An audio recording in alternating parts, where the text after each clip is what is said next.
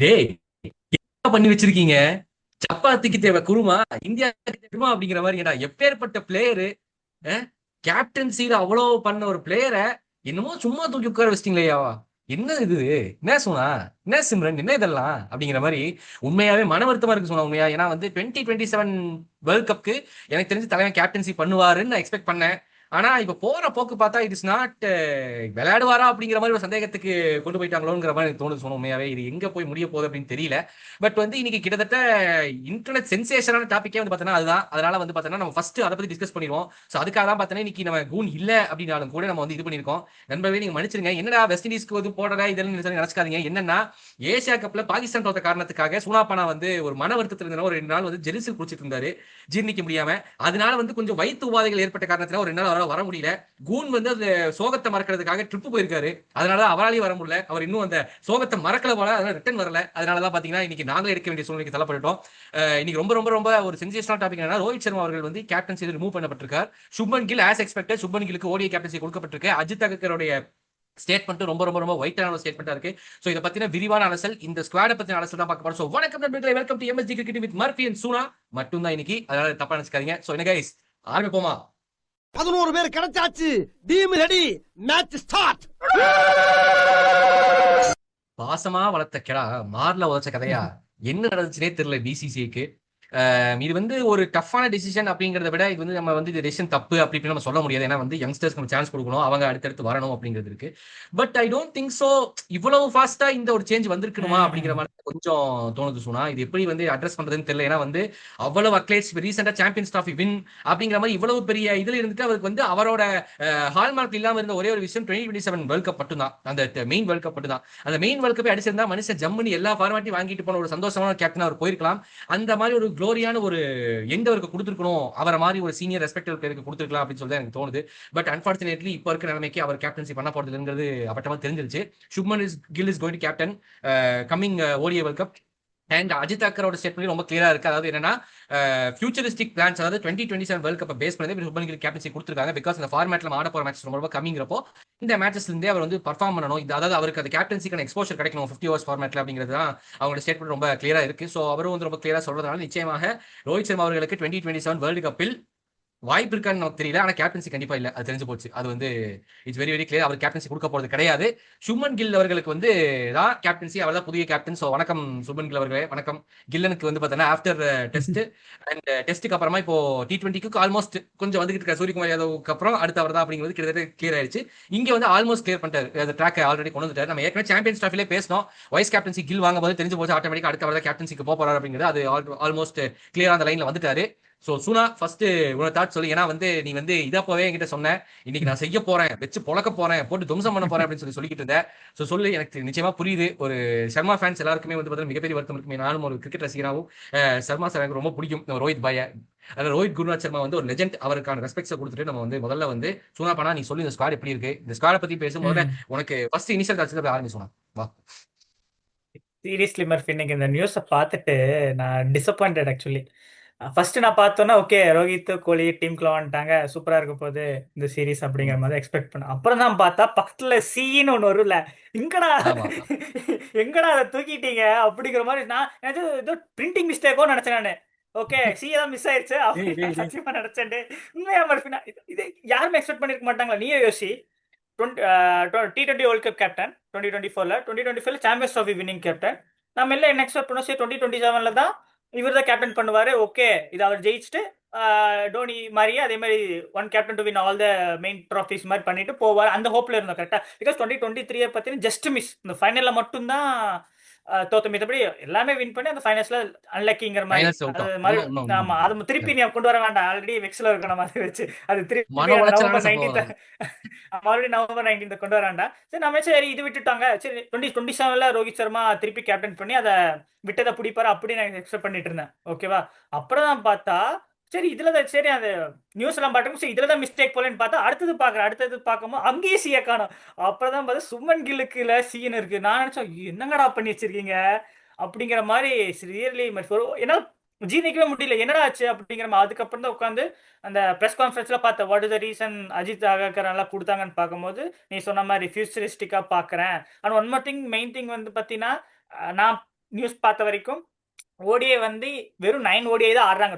அந்த இந்த இயர் ஃபுல்லா வெறும் 9 ஓடிஐ தான் ஆட போறாங்க. டில் த 2026 இயர் வரைக்கும் வெறும் 9 ஓடிஐ தான் ஆடுறாங்க. அண்ட் ஒன் மோர் திங், T20லயும் டெஸ்ட்ல ரிடையர்ட் ஆயிட்டாங்க ரோஹித்தும் கோலியும். ஸோ அந்த அளவுக்கு கேம் இது இல்லை. ஓகே, கேம் என்ன சொல்லுவாங்க, எக்ஸ்போஷர் கேம் எக்ஸ்போசர் இல்ல எஸ்பெஷலி. ஓகே, அண்ட் தென் இவங்க வந்து ஃபர்ஸ்ட் கிளாஸ் ஆட மாட்டேங்கிறாங்க, ஒன்லி இன்டர்நேஷனல் கிரிக்கெட் தான் ஆடுறாங்க. ஸோ அந்த டச் ஃபார்ம் எப்படி இருக்கும்னு தெரியல. ஸோ அதெல்லாம் வச்சு அண்ட் தென் யங்ஸ்டர்ஸ்க்கு, ஏன்னா ரோஹித் கோலி போயிட்டு அதுக்கப்புறம் ஃபியூச்சர் ஜென்ரேஷன் தானே கேப்டன்சி பண்ணணும், கரெக்டாக யங்ஸ்டர் தானே பண்ணணும். ஸோ அதெல்லாம் வச்சு தான் மோஸ்ட்லி இந்த டிசிஷன் எடுத்திருப்பாங்க அப்படின்னு தான் நானும் நினைக்கிறேன். நீயும் அதை தான் சொன்ன, கரெக்டாக ஃபியூச்சர் ஜென்ரேஷன் கேப்டன்சி போகணும். பட் ஆனா இது really shocking numbers. And one important thing, நல்ல விஷயம் என்னன்னா ஸ்ரேயஸ் ஐயருக்கு வைஸ் கேப்டன்சி கொடுத்துருக்காங்க. நல்ல வேலை, நல்ல வேலை. அவர் கை வைக்காம போயிட்டாங்களே அப்படிங்கிற மாதிரி தான் இருந்துச்சு. அவங்க நல்லா ஃபியூச்சர் திங்கிங்கா தான் பண்றாங்க. நெக்ஸ்ட் சுப்மன் கில் இருக்காரு, அடுத்தது ஸ்ரேயஸ் ஐயர், அப்படியே ஒன்னா க்ரூம் பண்ணிருக்காங்க. பந்த் இருந்தா பந்துக்கு, மேபி பந்த் இருந்திருந்தானா பந்துக்கு வைஸ் கொடுத்துருக்கலாம். பந்த் இல்லாதனால ஸ்ரேயஸ் போயிருக்க சான்ஸ் இருந்திருக்கு. And one more thing, main big surprise, Bumrah இல்ல, ஜடேஜா எல்லாம் இல்ல. So we need to note that point as well. So first நான் டீமை படிக்கிறேன். ஓகே, அதுக்கப்புறம் யார் இருக்கா யார் இல்ல அது அப்போ நம்ம டிஸ்கஷன் போலாம். ஓகேவா? First okay first Shubman Gill vice captain, KL ராகுல் wicket keeper. Sorry, captain Shubman Gill captain, KL ராகுல் vice captain, Kuldeep Yadav, Rohit Sharma, Dhruv Jurel backup wicket keeper, Harshdeep Singh, எஸ்எஸ்வி Jaiswal, Nitish Kumar Reddy, and then Prasidh Krishna, Virat Kohli, Akshar Patel, Mohammad Siraj, Shreyas Iyer vice captain, Washington Sundar, Harshit Rana. So டீமை பார்க்கும் போது best team டா Murphy, எந்த பிரச்சனையும் எல்லாம் இல்லை. டீம்ல குறை சொல்ற அளவுக்குலாம் ஒண்ணுமே இல்லை.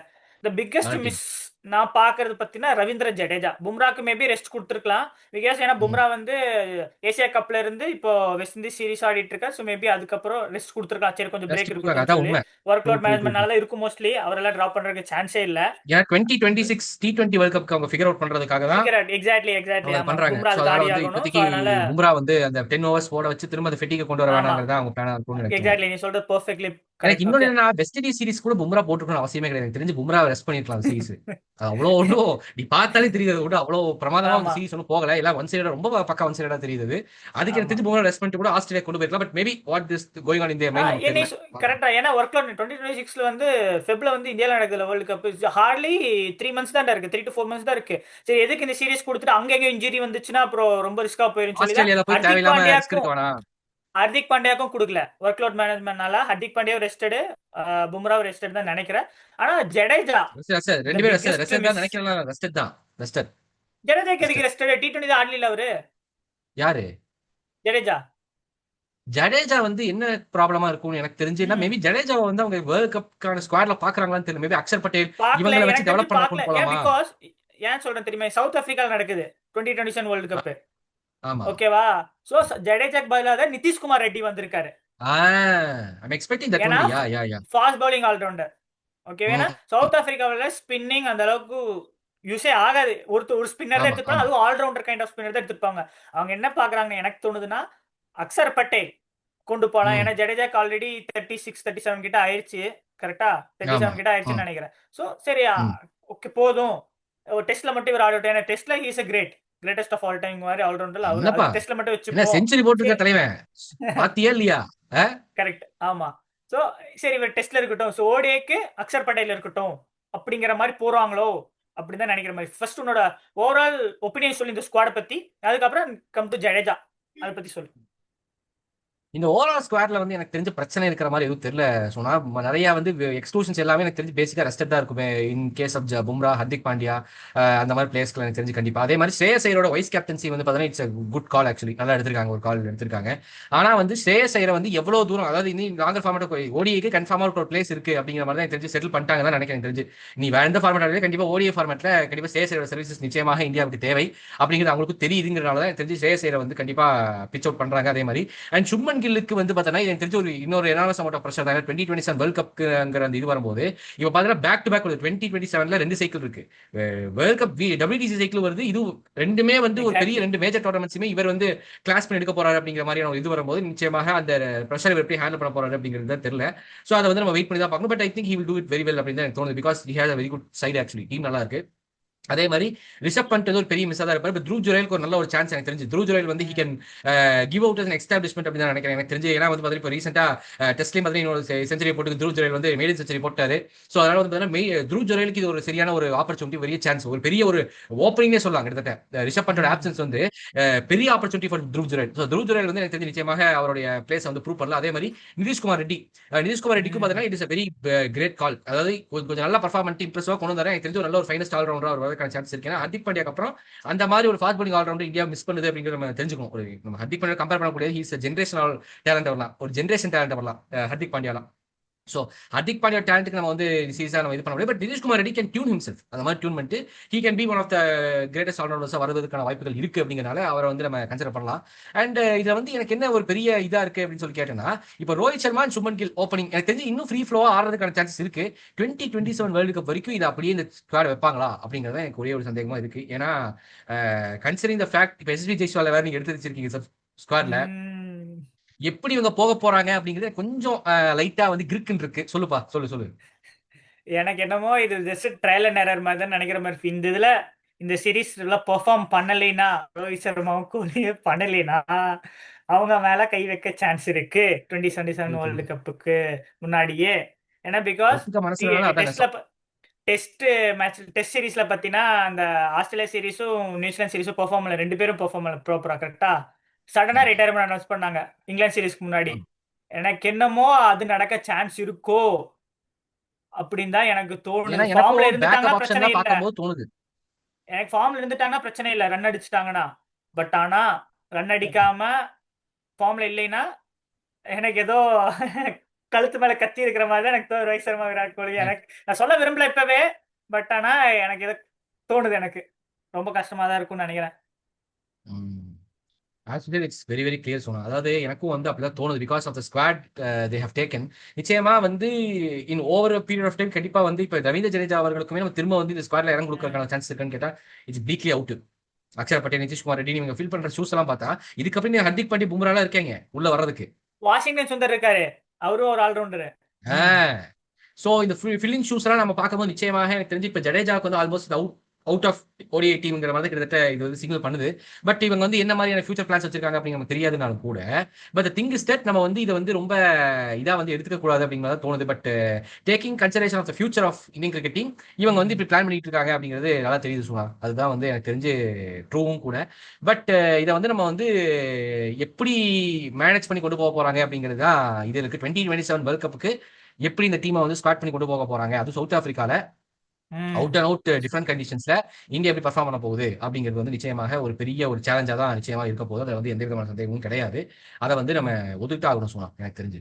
பட் திங் இஸ் தட் இப்போ இவ்வளவு நம்ம பேசுறோம், இவ்வளவு நம்ம சொல்றோம், இதெல்லாம் தாண்டி எனக்கு தெரிஞ்சு டாக்டிக்கலா பார்த்தா ஏதாச்சும் ஒரு இது இருக்கும் தான் நினைக்கிறேன். எனக்கு தெரிஞ்சு சுமன் கில் கேப்டன்சி டேக் ஓவர்ங்கிறது வந்து பார்த்தா it is very very clear signal that 2027 அதை தாண்டி எனக்கு தெரிஞ்ச ஒரு ஃபியூ இயர்ஸ் சுமன் கில் கம்பீர் இவங்களுடைய எரா தான் கொஞ்சம் டாமினேட் பண்ண போகுது இந்தியன் கிரிக்கெட் டீம்ல அப்படிங்கிறது நமக்கு நல்லா தெரியுது. ரொம்ப ரொம்ப கிளியராகவும் இருக்கு. அண்ட் ரோஹித் சர்மா அவர்களுக்கும் நம்ம சொன்ன மாதிரி இந்த சீரிஸ் வந்து ஒரு டூஆடை சீரிஸ் தான், ஒதுக்கிட்டு ஆகணும். அவருடைய பிளேஸ்க்காக நிச்சயமா ஒரு நான் இந்த சீரிஸ் மட்டும் சொல்ல மாட்டேன், இன்னும் 2 சீரிஸ் பாப்பாங்கன்னு நினைக்கிறேன். இந்த சீரிஸ் மட்டும் நான் சொல்ல மாட்டேன், இன்னும் 2 சீரிஸ் பார்க்கலாம் maybe. Australia series very important. அப்புறம் எப்படி இவங்க ஓடிஐ வந்து கொஞ்சம் கம்மியா தான் ஆடிட்டு இருக்காங்க, கொஞ்சம் கேப் இருக்கும். அந்த கேப்புக்கு அப்புறம் ரோஹித் சர்மா வந்து இடையில வந்து ரிட்டையர்மெண்ட் அனௌன்ஸ் பண்ணிட்டு போவாரு. நீங்க அதை வச்சு ஒரு டீம் வந்து செட் பண்ணுவீங்க இல்ல. ஏன்னா ஜெய்ஸ்வால் இறங்குறாரு அப்படின்னா ஆட்டோமேட்டிக்கா it's very very clear signals. Jaiswal come back. Actually Jaiswal வேற ஓடிஐ டீமுக்கு கொண்டு வந்திருக்காங்க.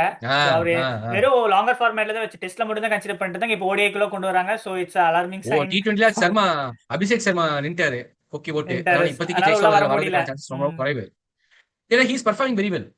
கரெக்ட். இது இன்னும் நீ நல்லா தெரிஞ்சுக்க ஜெய்ஸ்வாலுக்கும் இது வந்து பெர்ஃபார்ம் பண்ண வேண்டிய ஒரு சீரிஸ் தான். ஏன்னு கேட்டேன்னா கொஞ்சம் பிசு தட்டா கூட அபிஷேக் சர்மா கூட்டு வந்துருவாங்க லான்ச்ல இருந்து. ரோஹித் சர்மா மாதிரியே பவர் பிளே ஸ்கோர் தான்.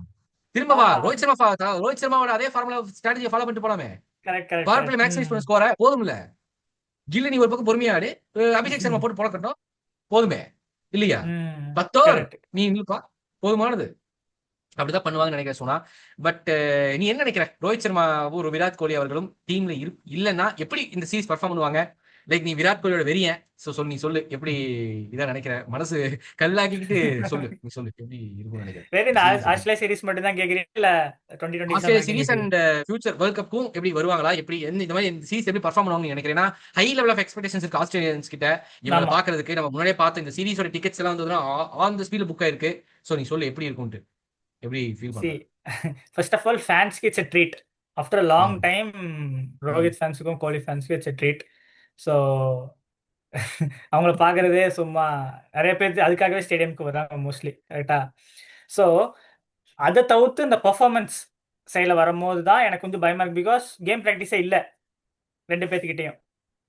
இல்லை ஃபர்ஸ்ட் கிளாஸும் ஆட மாட்டேங்கிறாங்க, ஆடுறது இல்லை. அட்லீஸ்ட் டெஸ்ட்லேயாச்சும் ஆடிட்டு தான் கூட இந்த டெஸ்ட் சீரிஸ் இருந்துச்சு இங்கிலாண்டோட ஏதாவது பண்ணியிருக்கலாம், அதுவும் இல்லை இப்போ. ஸோ ஃபர்ஸ்ட் கிளாஸும் ஆட மாட்டேங்கிறாங்க. எக்ஸ்பெக்டட் அது போயிடுச்சு, அது வந்து முடிவு பண்ணி தூக்கிருக்காங்க. கரெக்ட். ஸோ அதை வச்சு நான் சொல்றேன் ஃபார்ம் அந்த அளவுக்கு இருக்குமான்னு எனக்கு டவுட்ஃபுல் தான். பட் ஆனால் விராட் கோலி போஸ்ட் அதெல்லாம் பார்க்கும்போது இங்கிலாந்துல ப்ராக்டிஸ் பண்ணிட்டு இருக்காரு லார்ட்ஸ்ல. ஸோ அதை நான் பார்த்து நியூஸ் கேள்விப்பட்ட லார்ட்ஸ்ல எல்லாம் ப்ராக்டிஸ் பண்ணிட்டு இருக்காருன்னு சொன்னா. ரோஹித் சர்மா வந்து ஃபிட்னஸ்ல கான்சன்ட்ரேட் பண்ணி கொஞ்சம் வெயிட் லூஸ் பண்ணியிருக்காருன்னு நான் பார்த்தேன் போஸ்ட். அதெல்லாம் பார்க்கும்போது கொஞ்சம் இந்த இதுக்காக ஆமா எக்ஸாக்ட்லி என்சிஆர் இருக்குல்ல, ஸோ அங்க போயிட்டு அவர் வந்து இந்த சீரீஸ்க்காக தனியா எனக்கு பிச் கொடுத்துட்டு பவுன்சி பிச்சா எனக்கு வேணும்னு சொல்லி ப்ராக்டிஸ் பண்ணிட்டு இருந்திருக்காருன்னு நான் கேள்விப்பட்டேன், நியூஸும் பார்த்தேன். So I think they will be well prepared. இவ்வளோ இயர்ஸா ஆடி இருக்காங்க, இது கூட பண்ணாமையா இருப்பாங்க நான் கேட்கறேன். உங்களுக்கு தெரியல எவ்வளவு இம்பார்ட்டன்ட் இந்த சீரீஸ்னு. ஸோ ஐ திங்க் இம்பார்ட்டன்ஸ் அப்படிங்கறத விட இவங்களோட contribution to 2027 world cup will be very very vital.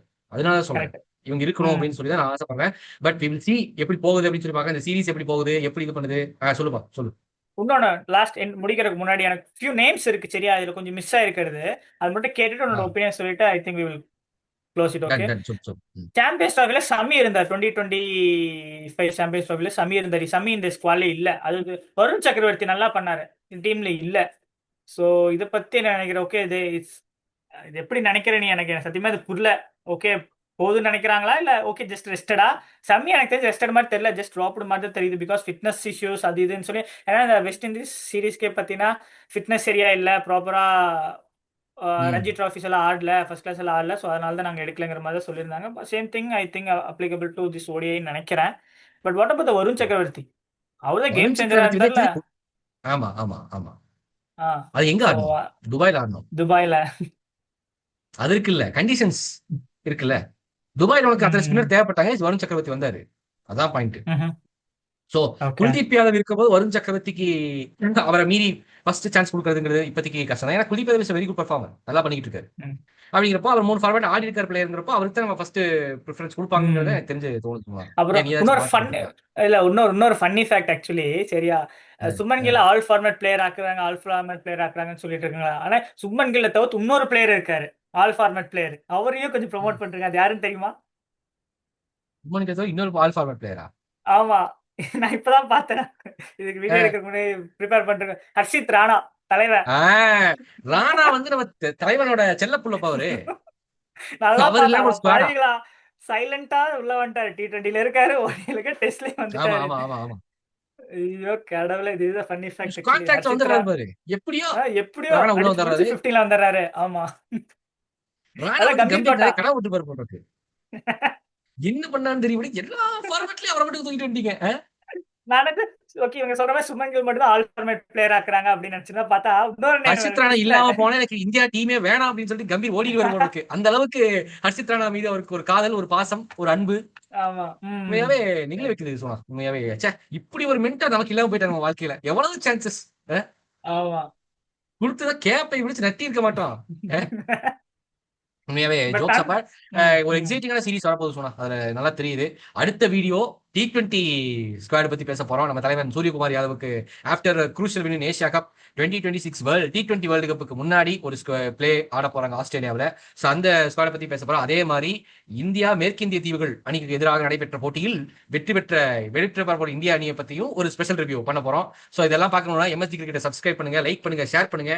அதே மாதிரி உங்க ஃப்ரெண்ட்ஸ்க்கும் ஷேர் பண்ணுங்க, அவங்களுக்கு பிடிச்ச கிரிக்கெட்டிங் கண்டென்ட்ஸ் கொடுங்க. அதே மாதிரி எக்ஸிஸ்டிங்கான கிரிக்கெட்டிங் கண்டென்ட்ஸ் வந்துகிட்டே இருக்கு. இனிமேல் தொடர்ந்து MSG கிரிக்கெட் அப்படின்னு சொல்லிட்டு யூடியூப் சேனலும் இருக்கு. அதே மாதிரி இன்ஸ்டாகிராம் பேஜ் இருக்கு எங்களுக்கு. அதுல போய் பாத்தீங்கன்னா ரீல்ஸ் இருக்கு, ஷார்ட்ஸ் இருக்கு. இதெல்லாம் நீங்க பார்க்கணும்னா தொடர்ந்து எங்களுக்கு ஷேர் பண்ணி சப்போர்ட் பண்ணுங்க. So thank you so much guys. Cheers, love you all and bye.